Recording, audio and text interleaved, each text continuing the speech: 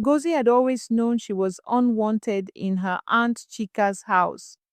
Ever since her parents died in a terrible accident, she had been treated like a stranger, an outsider.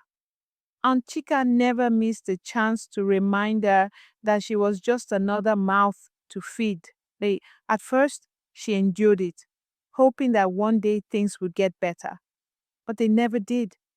One evening, after a long day of doing all the house chores, Gozi sat down to rest. Just then, Aunt Chika stormed into the room, her face twisted in anger. You eat too much. You're not my child. I have my own children to take care of, she shouted. Before Ngozi could say a word, her aunt grabbed a small bag, stuffed a few of Ngozi's worn out clothes inside, and pushed her out of the door. The heavy wooden door slammed shut behind her, sealing her fate. Ngozi stood outside, trembling. The night was dark, and the wind was cold against her skin. She looked around, hoping that maybe a neighbor would help. But the doors remained shut. The windows stayed closed. Everyone had heard the shouting, but no one wanted to get involved. With tears in her eyes and a broken heart, she walked away from the only home she had ever known, unsure of where to go next. Ngozi wandered through the small township, her stomach empty and her feet sore. She had no money, no food, and nowhere to sleep. The streets were not safe for a young girl, but she had no choice. She sat down near a market stall, hugging her knees to her chest. The smell of roasted plantains filled the air, making her stomach growl. She hadn't eaten since the morning. She watched people walk past her, some giving her pitiful glances, others ignoring her completely. Just as she thought she couldn't bear the hunger any longer, an old woman selling firewood noticed her. Child, why are you sitting here alone? The woman asked, her voice kind. Gozi wiped her tears. I have nowhere to go, she whispered. The woman sighed and gestured to the small shed behind her. You can sleep there tonight, but only tonight. Tears welled up in Ngozi's eyes. Thank you, Ma. She curled up in the corner of the shed, her heart heavy but grateful for the shelter. Tomorrow, she would figure out what to do next. The next morning, the sun rose early, bathing the township in golden light. Ngozi woke up to the sound of traders setting up their stalls. The old woman, Mama Kemi, handed her a small piece of bread. Eat, child, but you cannot stay here forever. Ngozi nodded, eating the bread slowly, savoring each bite. After eating, she thanked the woman with a smile and left. She knew she had to find a way to survive.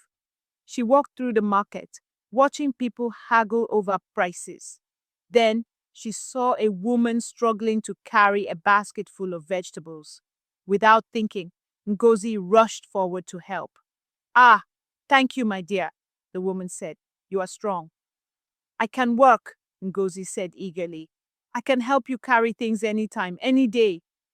The woman looked at her for a moment and then nodded. Come back tomorrow.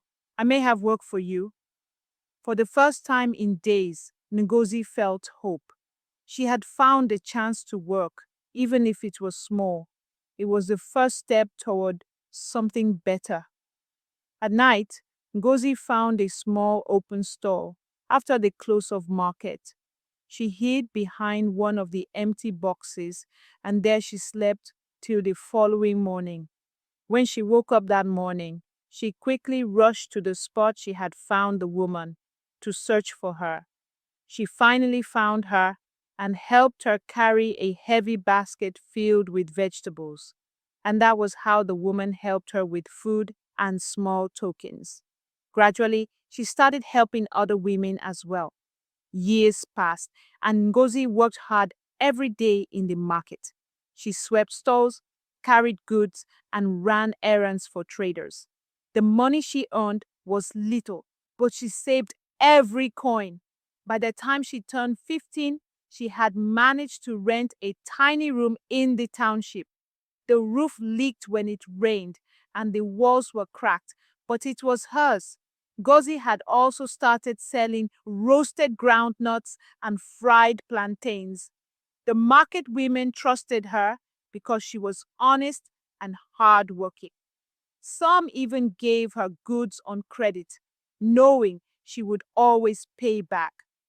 Her business grew little by little, and she started dreaming bigger. One day, she counted her savings and realized she had enough to rent a small shop. It was just a tiny space, but to Ngozi, it was the beginning of something great.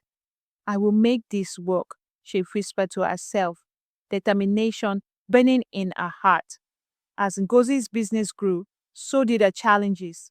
With more customers and money came jealousy. Others tried to sabotage her sales. One evening, she returned to her shop to find her goods missing, stolen by a jealous competitor. Tears filled her eyes, but she refused to break. She borrowed some money from a kind market woman and restocked her shop. She worked even harder, determined to prove that honesty and resilience would always win. Ngozi had begun employing other young girls to help her in the shop. She wanted to give others the same chance she had been given. One of her workers, Amina, was like a little sister to her. But one day, Ngozi noticed money missing from her earnings. She confronted Amina, who burst into tears. I only took a little. My mother is sick and we had no food, she cried. Ngozi sighed. She knew what it felt like to be desperate. You should have asked, she said gently, but stealing is wrong. Ngozi didn't fire Amina. Instead, she helped her mother with the hospital bills and to get her medication. When she recovered, she helped her find work so they could survive.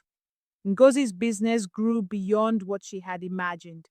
She expanded her shop, hired workers, and started selling more products. The market was now her domain, and many respected her. But success brought its own set of problems. Some envious traders spread false rumors about her, saying she used charms to attract customers. Others deliberately overcharged her when she bought supplies. But Ngozi was smart. She paid attention, learned from her mistakes, and refused to let anyone take advantage of her. Then came the biggest challenge, her past. One afternoon, as Ngozi counted her earnings, a familiar voice made her freeze. Ngozi, she turned and saw Aunt Chika walking in from the shop entrance. Ngozi's heart pounded as she saw Aunt Chika standing before her, looking weak, worn out, and desperate.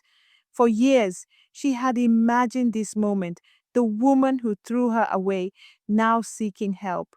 But instead of feeling triumphant, she felt something unexpected: pity. Aunt Chika's life had fallen apart. Her business had collapsed, and her children had abandoned her.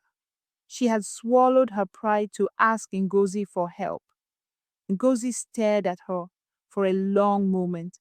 This was the woman who had thrown her out, the woman who had watched her suffer. What do you want? Ngozi asked coldly.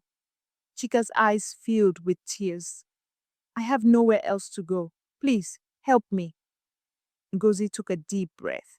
She had worked so hard to build her life, and now the woman who had hurt her was at her mercy. She thought about all the nights she had gone to bed hungry, the times she had cried herself to sleep. But she also thought about how much she had grown, how much stronger she had become. She could turn her away, just as she had been turned away years ago, but instead she chose to be different. After a long silence, she spoke.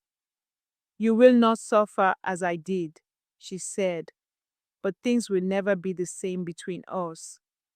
She helped Chika find a place to stay and gave her a job in one of her businesses. ensuring she had food and a shelter over her head. But she kept her distance, knowing that trust could not be rebuilt overnight. It was not love, but it was mercy. Years passed, and Ngozi's success only grew. She opened bigger businesses, helped other orphans, and became a respected woman in the township. Eventually, she bought the biggest house in the neighborhood, the same house she was once thrown out of. One day, as Aunt Chika watched Ngozi's workers build a new shop in the marketplace, she turned to Ngozi. "I was wrong," she whispered. "I see that now." Ngozi looked at her aunt, the woman who had once been her greatest enemy. "I know," she said simply. "That's why I chose to be better."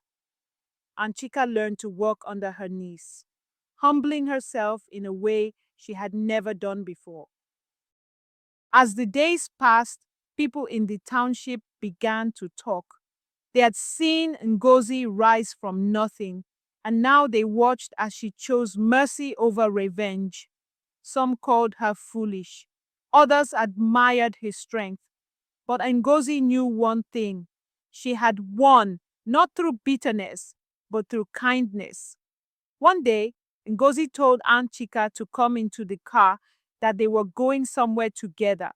She drove her to a beautiful house, and when they got there, she handed a key to her, telling her aunt that the house was hers. Aunt Chika fell on her knees, and tears of joy rolled down her cheek. She could not thank Ngozi enough for showing her so much mercy and kindness after all the pain she had put her through. One day, as she stood on the balcony of her new grand house, she saw Aunt Chika working in one of her shops. The past no longer haunted her. She had not only survived, but thrived. She had proven that kindness was not weakness, and that true strength came from rising above pain.